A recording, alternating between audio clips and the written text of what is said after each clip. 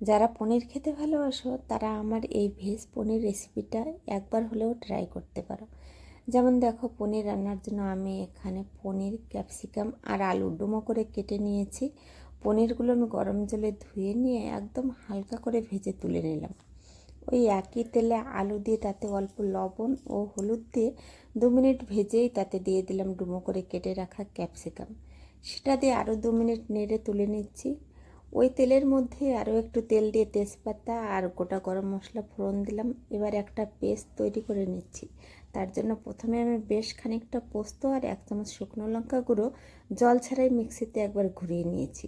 এবার তাতে একে একে দিয়ে দিচ্ছি 8 থেকে 10টা কাজু, 1 চামচ ধনে গুঁড়ো, 1 চামচ জিরে গুঁড়ো, 1/2 চামচ আদা পেস্ট আর একটা টমেটো। এবার সব পেস্ট করে পেস্টটা তেলে দিয়ে ভালো করে কষিয়ে নিচ্ছি। আমি ততক্ষণ কষাবো যতক্ষণ না তেল ছেড়ে দেয়। এবার ধিমি আঁচে কষাতে থাকবো। এই দেখো, তেল ছেড়ে দিয়েছে। এবার ভেজে রাখা সবজি আর পনির দিয়ে আরও 1 মিনিট কষিয়ে নিয়ে গরম জল দিয়ে দিলাম।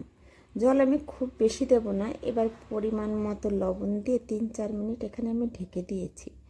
তাহলে ততক্ষণ আমি একটু গরম মশলা বেটে নিই।